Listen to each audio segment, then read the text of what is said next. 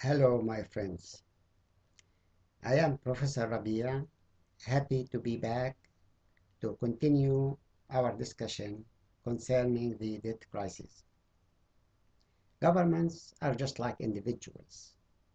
They have their own sources of income and they have their own expenses. Whenever projected income is less than enough to cover all expenses, governments usually go to the markets and borrow the difference. Over the last 2 decades, many states have been borrowing a lot of money and accumulating debt year after year. Some of them have reached the point of a crisis. The global debt today is over $50 trillion. About 85% of it is owed by the Western industrialized countries, that include Japan. This debt crisis started last year in Greece when the Greek government was unable to meet its financial obligations without outside help. And from there, the crisis traveled to Portugal and to Ireland. The European Union, in cooperation with the International Monetary Fund, put together rescue packages and were able to rescue those countries at the time. To demonstrate the seriousness of this crisis, I would like to talk about two countries, Greece and the United States. Greece has an economy of about $310 billion, a debt over $450 billion, and interest on this debt is about $22 billion annually. Greece also has an economy that is contracting, a substantial budget deficit, and over 16% unemployment. Let's assume, for the sake of discussion, that the Greek people wake up tomorrow in the morning to discover that they have no budget deficit, they have full employment, and their economy is growing at 10% annually, better than China. What would be the result? The Greek economy at the end of the year would be about $30 billion larger. 10 billion of this money will go to the government, assuming that the government will use all this money toward meeting its financial obligations. This money would be less than 50% of what would be needed to pay interest on the debt.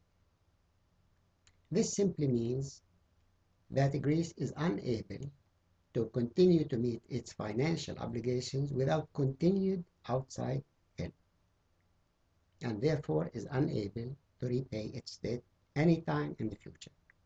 This is why, after receiving a huge rescue package last year, Greece needs another rescue package today.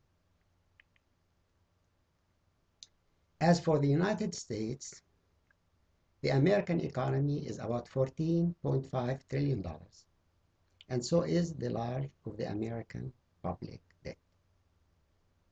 America also has an economy that's growing at less than 2%, over 9% unemployment, and if we take the last 5 years, the American economy has been growing actually at about 1% annually. In addition, America has a huge budget deficit of $1.7 trillion.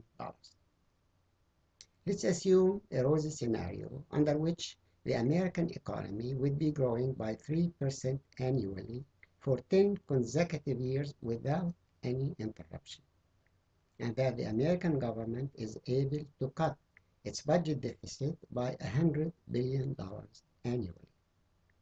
What would be the result after 10 years? The American economy would be about $21 trillion, and the American debt would be about $28 trillion, or something like 140% of the American economy. Interest payments on the debt would be about $1,200 billion annually. This simply means that the United States is unable to meet its financial obligations without going deeper and deeper in debt, and therefore is unable to repay its debt in 50 or even in 100 years. As for other countries, the situation is not much better, sometimes even worse. Japan's debt, for example, is worse than Greece, and Italy is worse than Ireland, and France is as bad as Portugal. And now some people are saying that there is a possibility that Italy and Spain will default.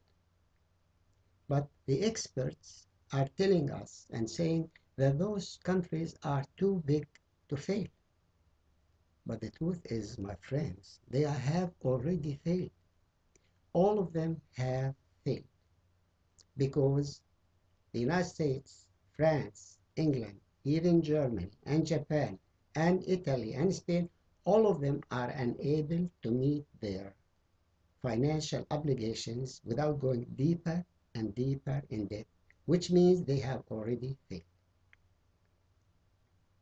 These countries are not too big to fail, they are too tall to fall. And the question is, when are they going to fall and how? We need to think of these countries as a group of animals, elephants, mules, and donkeys. The United States and Japan are the elephants, and the rest are mules and donkeys. Each one of these animals is carrying on its back a heavy load, and left alone, without any help, all of them will ultimately collapse under the weight of what they are carrying. And therefore, we need to find a solution for this debt problem now before they start collapsing and we have a serious financial problem that translates into a deep recession or even a depression. So we, the people, need actually to get together, think creatively, and come up with solutions to meet the challenges of our times. I see myself, this debt crisis, as a thick, dark, nuclear cloud hanging over the heads of our children and the grandchildren. Fortunately, I have a solution for the debt problem. My plan requires no defaults by any state, asks no investor to lose one single penny. It helps everyone and hurts no one and can be implemented within 2 to 3 weeks. So my friends, I'll come back to you within 48 hours to explain why our economics and our politics and our experts are unable to help us navigate through this debt crisis. After that, I will outline my plan. So till then, please keep smiling, be happy, and enjoy your life. And thank you for watching and